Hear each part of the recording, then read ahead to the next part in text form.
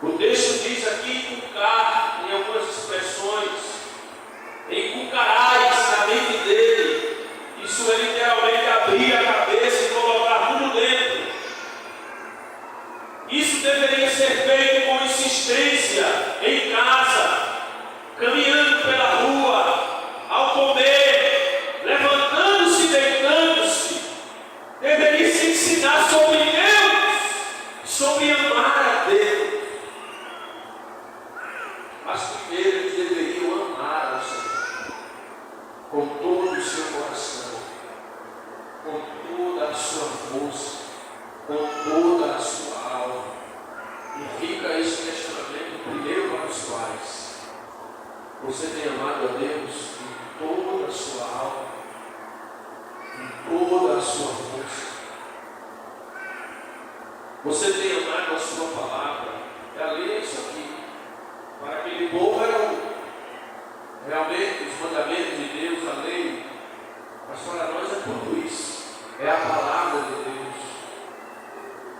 Depois intimarás aos seus filhos, ensinar a eles. Colocarás como gravado na sua mão direita, e de fato muitos jovens andavam como parte da lei em seu braço, atados em seu braço, outras em sua fronte, como um sinal de que a lei de Deus estava ali. A lei de Deus era observada nas ações, porque os braços, a mão, fala sobre isso, sobre a ação. Tudo que viesse a fazer deveria ser dentro da lei, em conformidade com a lei, e tudo que fosse pensar, tudo que estivesse dentro também, fosse guiado pela lei de Deus. Arão, Miriam e Moisés foram ensinados, e eles guardaram a fé daqueles homens, daquele homem e daquela mulher que guardou os seus filhos. Mas quando chegou o tempo, eles tiveram que lançar o menino no mar, ou na água, desculpa. A fé que guarda é a fé que lança. E a gente fica pensando, irmãos, nós lançamos os nossos filhos no rio, literalmente não, mas no sentido figurado. O Nilo tem muitas pedras, tem crocodilos, por exemplo. Os peixes poderiam virar, muitas coisas poderiam acontecer, mas a fé que guardou foi a mesma que lançou. E a gente tem lançado nossos filhos. Precisamos lançar nossos filhos na escola. Antigamente a escola era um lugar tão bom. Havia, não é? Padrão. Hoje a gente tem medo, a gente fica escolhendo onde vai mudar o menino. Se puder pagar, a gente paga a melhor escola, ou a que melhor se enquadra na nossa vida. Enquanto a gente pode, chega uma hora que a gente tem que jogar no ensino público, né? E eu tenho um conceito, é um conceito meu. Essas escolas de tempo integral, para mim é um problema. Para mim é um problema. Isso é uma visão minha, viu, irmão? Eu não estou dizendo que vocês devem pensar igual a mim. Porque eu digo, passo o dia todo longe da gente. Está lá. E muitos professores não têm nem o temor a Deus e a sua palavra. Com ensinos, pensamentos, ideologias que são terríveis. E muitas vezes nossos filhos sentem uma paixão tão grande por esses professores. Porque eu até entendo, é a admiração, às vezes o professor é inteligente. Eu tive vários professores que foram assim. E eu me lembro da inteligência deles. Eu vi um professor de química, eu acho que alguns jovens aqui até estudaram com ele, que era o mestre Ronaldo, e ele chegava na escola só para fazer para dar aula.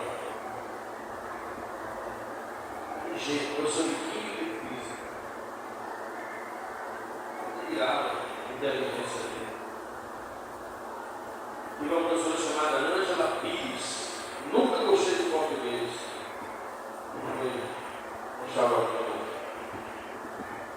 Mas ela era tão boa professora que eu comecei a gostar de português. Ela tinha uma forma, eu admirava a inteligência e a maneira como era. Então os nossos filhos passarão a admirar os professores. E às vezes admiram tanto que querem ser como eles são. Querem falar como eles falam, viver como eles vivem. Nós temos lançado nossos filhos no Nilo, na sociedade. Nossos filhos têm convivido às vezes com vizinhos que a gente não se agrada muito. E a gente não pode isolar, né?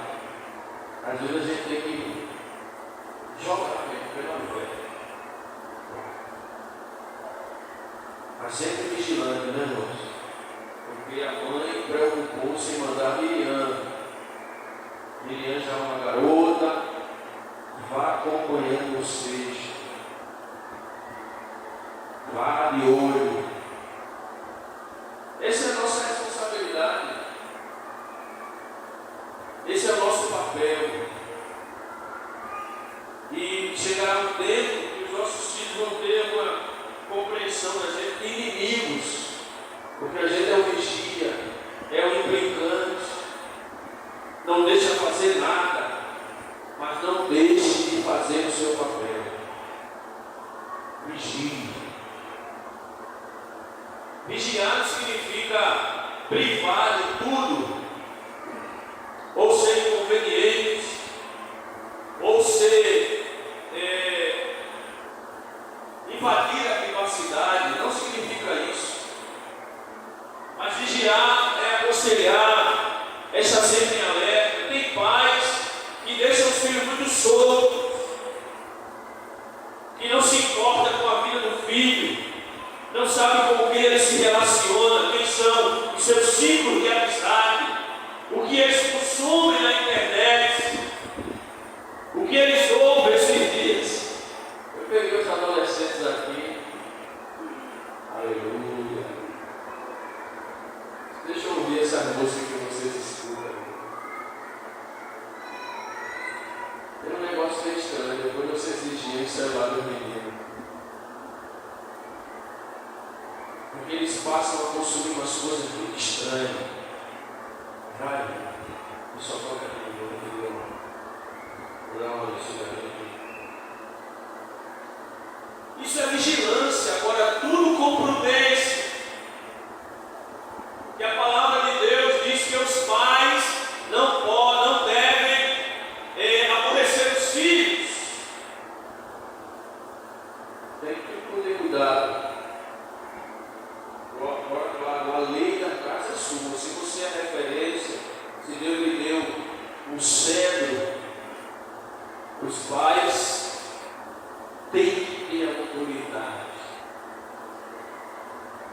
Mas eu não quero ser repetitivo, porque eu já disse aqui outra vez. Mas às vezes os pais se tornam tão amigos dos filhos e se tornam muito permissivos. E às vezes a gente tem vivido os dias muito difíceis, porque a gente quer corrigir na igreja, mas em casa as coisas estão bem à vontade. Aí fica difícil para a gente. Mas Arão e Joquebede fizeram o possível. Enquanto puderam guardar, guardaram. Mas tiveram que em um momento lançar o menino na água. Chambre diz que as casas dos israelitas eram vasculhadas pelos homens do desespero de Faraó. Devemos criar nossos filhos protegendo do Egito e da astúcia de Faraó deste tempo, os faraós desse tempo, e conduzi-los ao caminho de Deus. E esta tarde não está aí.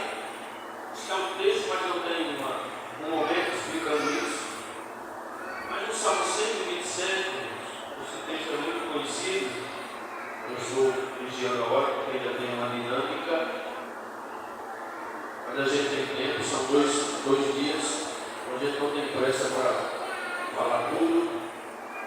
Mas no Salmo 27, 127, no verso 3 e 4, diz o seguinte: eis que os filhos são a herança do Senhor e o fruto do seu ventre, o seu galardão, como flechas na mão do valente. Assim são os filhos da mocidade. Bem-aventurado o homem que enche dela da sua aljava, não serão confundidos quando falarem com seus inimigos à porta. E eu achei interessante isso aqui, baseado no comentário do expositor. Diz que a palavra de Deus diz que os filhos são como flecha na mão do valente. A flecha é importante. A flecha é a munição. Mas mais importante do que a flecha ainda é o arqueiro. Não é assim? E é... qual é o nome daquele instrumento? Eu esqueci agora. O arco. O arqueiro, o arco. Ajuda. Porque a flecha sem o arco, ela não pode ser atirada. Os nossos filhos são flechas. E quem se projetará somos nós. Quanto mais preparado formos para isto, mais certo alcançaremos o alvo, aonde vamos lançar. Porque o arqueiro, ele treina seus alvos, para que na guerra ele possa, talvez a uma longa distância, sob pressão, porque o cenário de guerra é um cenário de pressão, mas os arqueiros são postos em lugares estratégicos, e ali, no meio daquela tensão, aguardando a ordem de comando, ele tira a flecha da sua aljava, alinha a sua pontaria e dispara. Os pais são esses arqueiros, treinados por Deus. Os nossos filhos são as flechas que Deus nos deu, estão na nossa aljava. E aonde a gente apontar ele, irmãos, ele vai ficar. Aleluia. E eu, quando pensei nisso, nunca tinha olhado isso dessa forma. Eu me vesti um terror muito grande.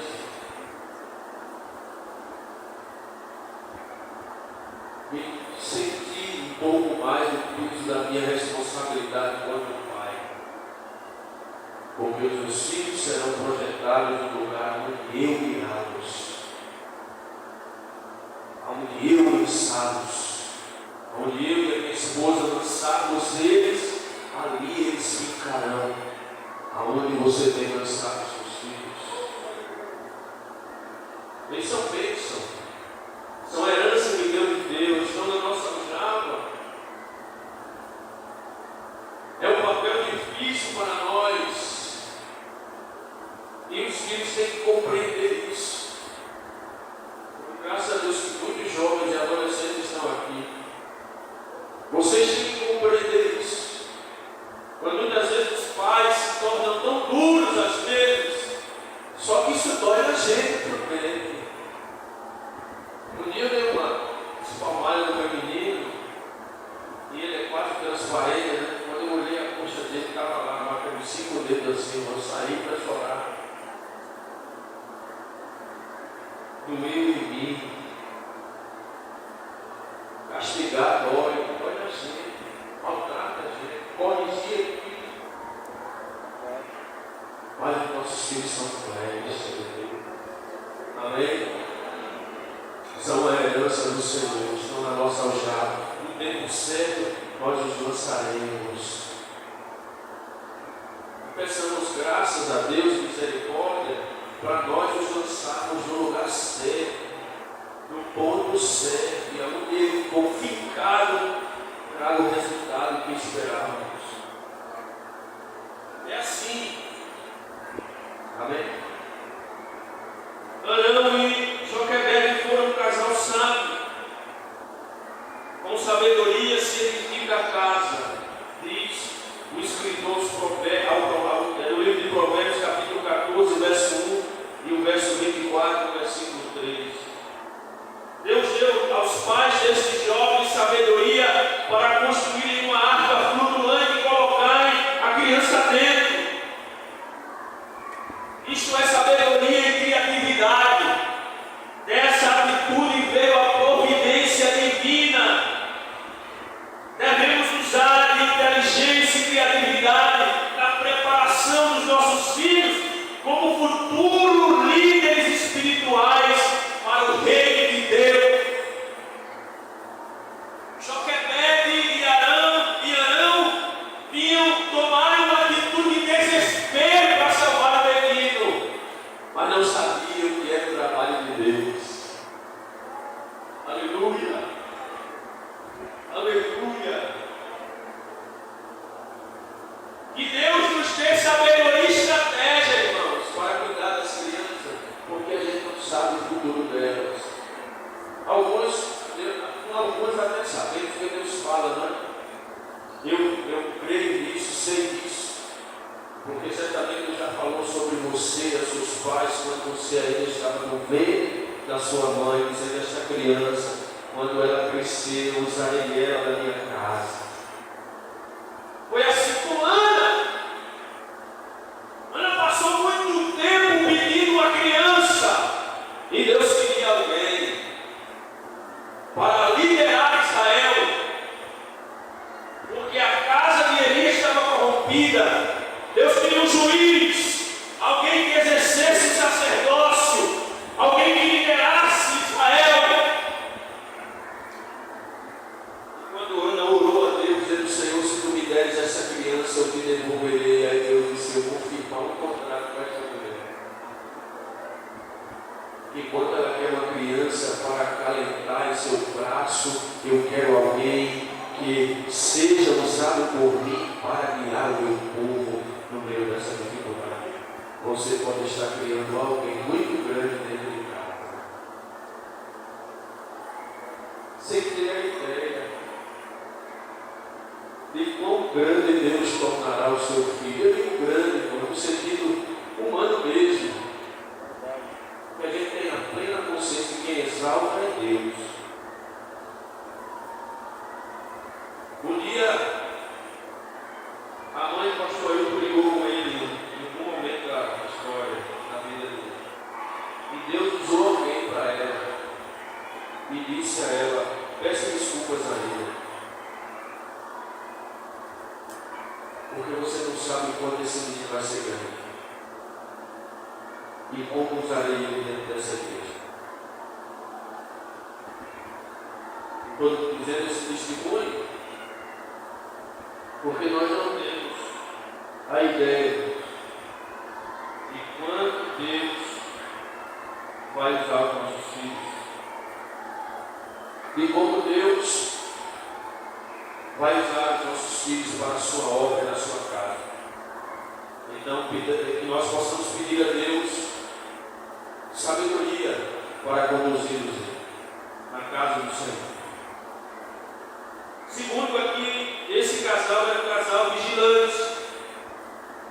Arão e Joquebede não fizeram um cesto, não só fizeram um cesto, como colocaram a criança dentro, mas constituíram o menino como uma atalaia. Talvez eles não pudessem acompanhar o menino, pois facilmente seriam identificados, mas Miriam podia. No meio dessa dificuldade que é criar os filhos, Deus vai nos dar estratégia para a gente ser vigilante, né? Eu acho que quando nós adquirimos a confiança em nossos filhos, irmão, tudo fica mais fácil. Quando eu digo que os pais devem ser amigos dos filhos, eu sempre falo para não confundir amizade com permissividade. Mas que os seus filhos se sintam confiantes a conversar com vocês, a perguntarem a sua opinião nas decisões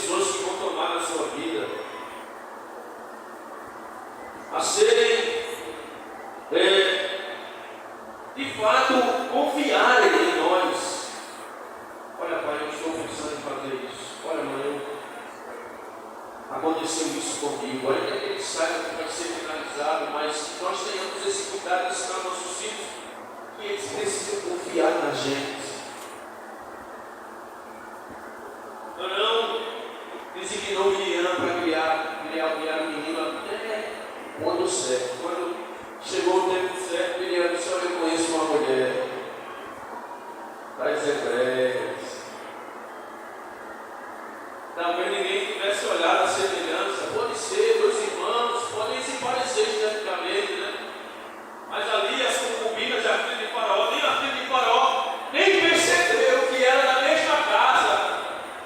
Aleluia! Porque quando confiamos em Deus, Deus nos dá a estratégia certa. E Ele nos dirige a fazer o que é certo. Miriam, no momento certo, se eu conheço alguém que pode criar esse menino até a idade certa, chama ela aqui. Joquebede foi chamada para cuidar do seu filho. Aleluia! Deus nos dá estratégia. Glória a Deus. Glória a Deus. Então que Deus nos ajude durante o percurso do cesto, do rio, até o desfecho. Miriam acompanhou o irmão. O cesto passou um relatório aos seus pais. O filho se prepara para Deus com muito cuidado, com sacrifício e com vigilância. Nós, pais, estamos preparando os nossos filhos para Deus. Quando a gente apresenta o nosso filho na igreja, aqui no dia de ceia, nós não estamos fazendo apenas uma liturgia, um ritual. Nós estamos entregando a criança a Deus mesmo. Nós precisamos fazer isso com cuidado, com sacrifício, com vigilância, com muito temor de Deus. Porque os nossos filhos serão um retrato daquilo que nós somos. E se nós somos pais negligentes, eles serão também. Se nós somos descuidados, eles serão também. Se nós não oramos, eles não oram. Se a gente não lê, não lê. Se a gente não fala de Deus, eles não falam. Se a gente não é um bom exemplo, eles também não são. Se nós não formos bons crentes, eles também não serão. Se nós não somos bons filhos, eles também não serão. Se nós não somos bons maridos, eles também não são ou serão bons maridos. Se a senhora não é boa mãe, ela não será uma boa mãe, não será responsável, não será uma boa dona de casa, não será um homem trabalhador. Se você não gosta de trabalhar, se você é fraudulento, ele também será fraudulento. Eles estão acompanhando os nossos passos.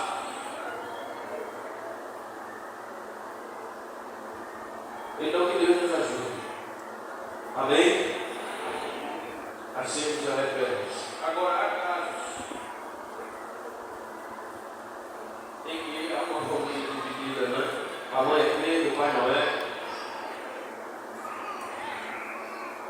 Mas aí a irmã, que é crente, ensina o menino. Timóteo era filho de uma judia crente, o texto está bem claro lá, Atos 16. Porém, de um pai grego, que dá a entender que o pai de Timóteo não era crente. Isso se reforça ainda mais na segunda carta de Paulo, capítulo 1, salvo engano, na segunda epístola de Paulo a Timóteo. Paulo diz a Timóteo assim: quero lembrar aqui a fé, a tua fé, que primeiro habitou da tua mãe, tua mãe Lória e tua avó, como eu disse, ou é ao contrário. A fé não mentira que há em ti, que primeiro habitou em tua mãe e tua avó. O pai de Timóteo não era crente, mas a mãe e a avó era. Aí Timóteo seguiu os passos da mãe e da avó. Porque o texto diz que Timóteo tinha bom testemunho em Derbe e em Listra. Então, se você jovem Tem um pai que não é crente, mas a sua mãe é crente. Olhe para ela. Aprenda com ela. Aprenda com ela. A ser fiel a Deus, a amar a Deus, a servir ao Senhor. Então, por hoje, nós vamos ficar nesses dois pontos.